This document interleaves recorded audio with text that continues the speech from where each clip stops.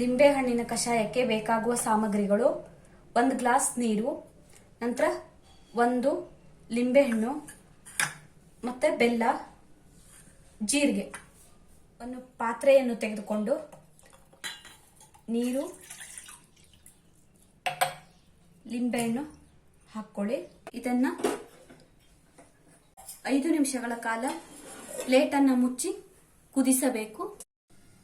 ಈಗ ಆಗಿದೆಯಾ ಅಂತ ನೋಡೋಣ. 1 ಗ್ಲಾಸ್ ನೀರಿರೋದು ಅರ್ಧ ಗ್ಲಾಸ್ ಅಷ್ಟು ಕುದಿಬೇಕು. 5 ನಿಮಿಷಗಳ ಕಾಲ ಇದು ತಣ್ಣಗಾಗುವವರೆಗೆ ಕಾಯಿರಿ. ಒಂದು ಮಿಕ್ಸಿ ಜಾರನ್ನು ತೆಗೆದುಕೊಳ್ಳಿ. ಮಿಕ್ಸಿ ಜಾರನ್ನು ತೆಗೆದುಕೊಂಡು ಅದಕ್ಕೆ ಹಾಕ್ಕೊಳ್ಳಿ.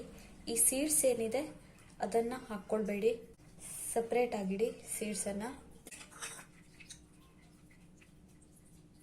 ಅರ್ಧ ಟೇಬಲ್ ಸ್ಪೂನ್ ಅಷ್ಟು ಜೀರಿಗೆಯನ್ನ ಹಾಕೊಳ್ಳಿ. ನಂತರ ಇದನ್ನ ಗ್ರೈಂಡ್ ಮಾಡ್ಕೊಳ್ಳಿ.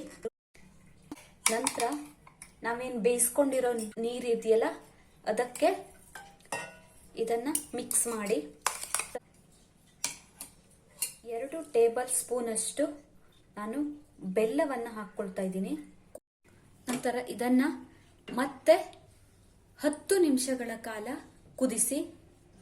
ಇದು 1 ಗ್ಲಾಸ್ ಇರೋ ನೀರು ಅರ್ಧ ಗ್ಲಾಸ್ ಆಗುವಷ್ಟು ಕುದಿಸಬೇಕು.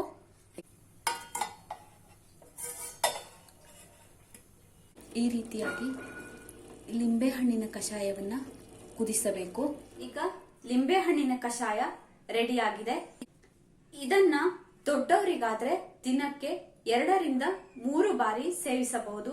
ಅದೇ ಮಕ್ಕಳಿಗಾದ್ರೆ ದಿನಕ್ಕೆ 1/4 ಗ್ಲಾಸ್ ಅಷ್ಟು ಒಂದೇ ಬಾರಿ ಸೇವಿಸಬೇಕು. ಇದು ಒಂದು ಮನೆಮದ್ದು. ಇದು ಕಫ, ಕೆಮ್ಮು ಮತ್ತೆ ನೆಗಡಿಗೆ ತುಂಬಾ ಉಪಯುಕ್ತವಾದ ಮನೆಮದ್ದು.